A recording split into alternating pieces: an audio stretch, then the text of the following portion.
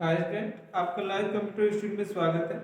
आज हम जिस टॉपिक के बारे में बात करने जा रहे हैं वो आज की टॉपिक हमारी है वर्किंग विंडोज।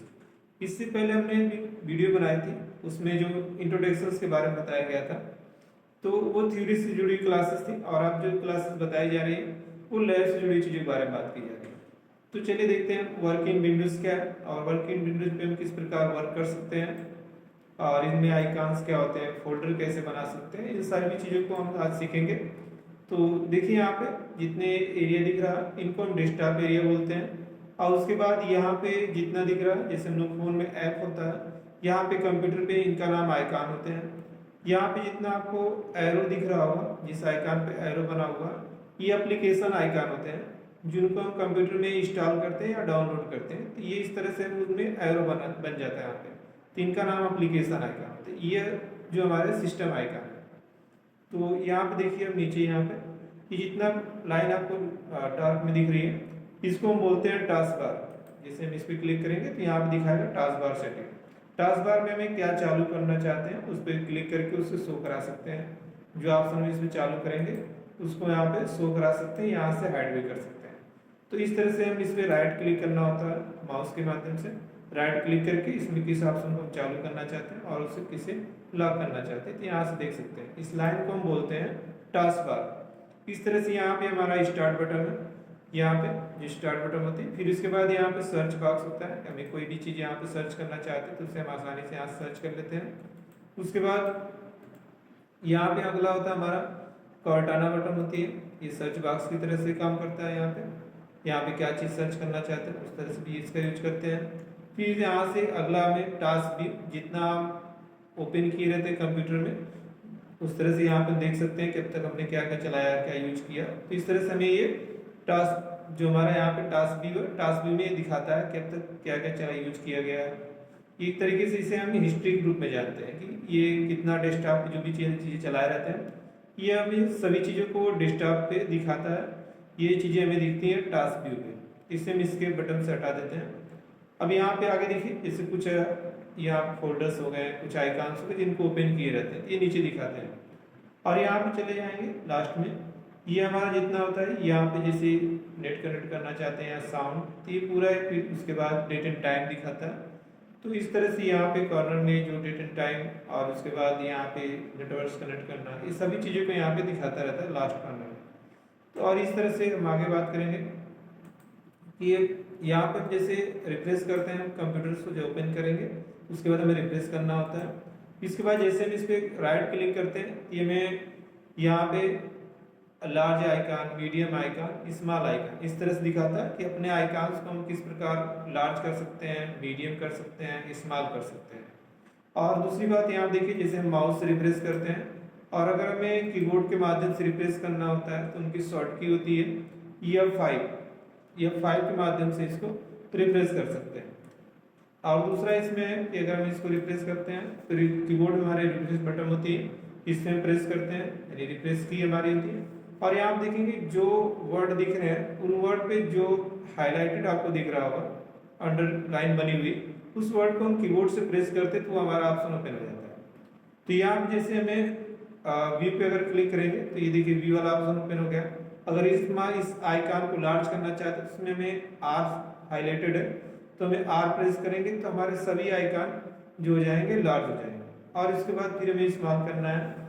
फिर उसके बाद कंप्यूटर्स की में हमें जो कीबोर्ड्स की है उसके यूज करके हम इस तरह से भी कर सकते हैं, या माउस से राइट क्लिक करके उसके बाद चले जाएंगे व्यू पर।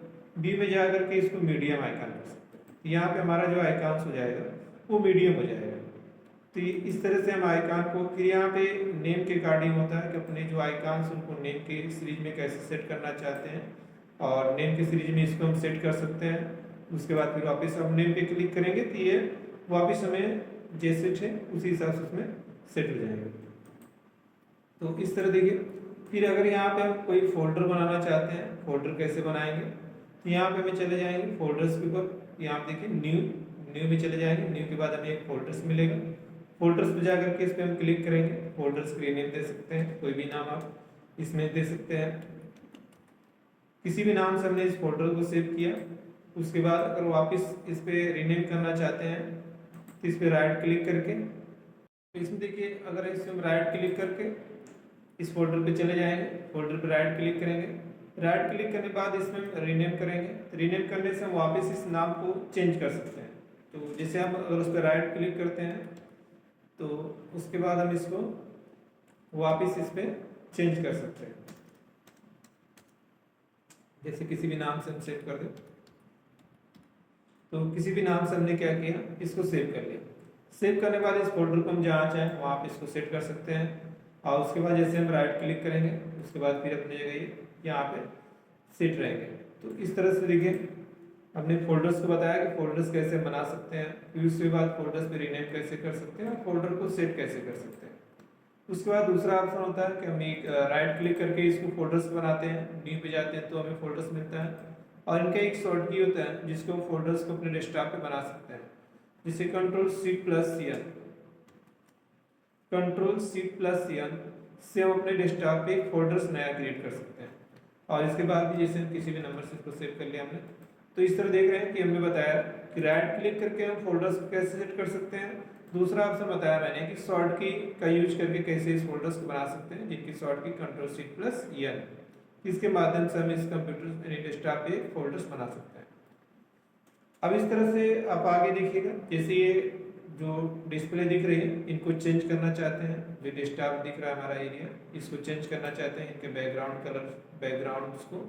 तो यहाँ पे जैसे हम चले जाएंगे राइट क्लिक करके पर्सनलाइज ऑप्शन पे, लास्ट ऑप्शन जो दिख रहा है इस पे जैसे हम क्लिक करेंगे तो हम चले जाएंगे अपने कंप्यूटर के सेटिंग ऑप्शन पे। और यहाँ पे हमारा बैकग्राउंड सेलेक्ट है और हम कौन से बैकग्राउंड क्लिक करना चाहते हैं, जैसे उस बैकग्राउंड पे हम क्लिक करेंगे वो ऑटोमेटिक हमारा बैकग्राउंड सेट हो जाएगा। हमने किसी बैकग्राउंड, जैसे हमने ऑलरेडी पहले इसी को सेट किया हुआ है, तो जैसे हम इसको चेंज करना चाहते हैं तो यहाँ पे हमने इसको सेट किया, इसके बाद मिनिमाइज करेंगे, फिर वापस इस तरह से हमारा बैकग्राउंड चेंज जाएगा। तो एक बार फिर से मैं आपको बता रहा हूँ कि हम राइट क्लिक करेंगे, यहाँ पर स्लाइड ऑप्शन चले जाएंगे, उसके बाद इसमें जो भी हमें पिक्चर्स दिखाई दे रही, अगर हम यहाँ पिक्चर सेलेक्ट करेंगे तो हमारी पिक्चर्स होगी। उसके बाद सॉलिड कलर, कोई कलर सेट करना चाहते हैं तो उस कलर के अकॉर्डिंग अपने बैकग्राउंड को सेट कर सकते हैं।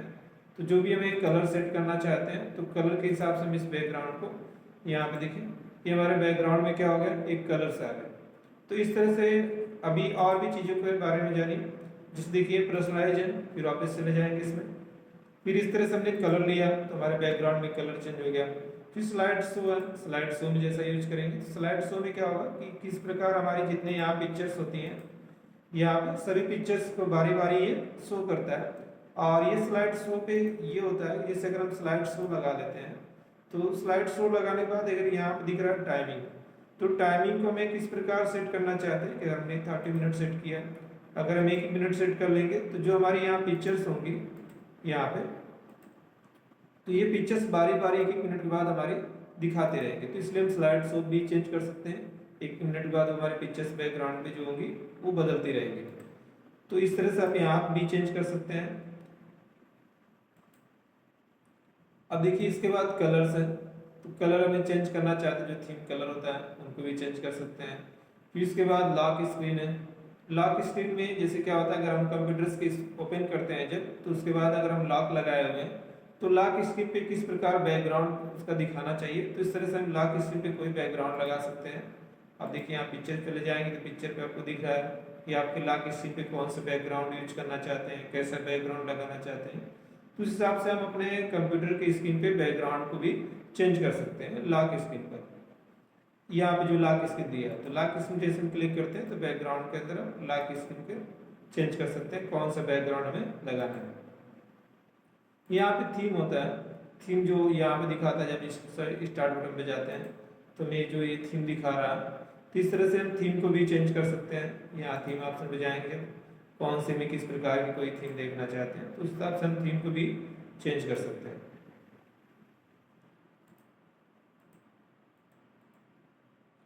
अब देखिए इस तरह से फॉन्ट होता है, फॉन्ट में जो है कि फॉन्ट कौन सा फॉन्ट चेंज करना चाहते हैं। तो अभी जो इस तरह से बाकी चीज़ों के बारे में आप देखेंगे, यहाँ से आसानी से आप चेंज कर सकते हैं कि बैकग्राउंड में कैसे चेंज करना है, उसके बाद बैकग्राउंड में क्या लगाना चाहते हैं, और उसके बाद पिक्चर्स, कलर, स्लाइड्स हो। फिर यहाँ पे कलर्स के बारे में बात की जाए, फिर यहाँ लॉक स्क्रीन, ठीक है। यहाँ फिर हम लॉक स्क्रीन के बारे में बात कर रहे हैं, किस प्रकार हम लॉक स्क्रीन को भी यूज करके उसका बैकग्राउंड लगा सकते हैं। तो यहाँ पे देखिए अलग अलग प्रकार की लॉक स्क्रीन के लिए बैकग्राउंड है, इसको भी आप चेंज करके लगा सकते हैं।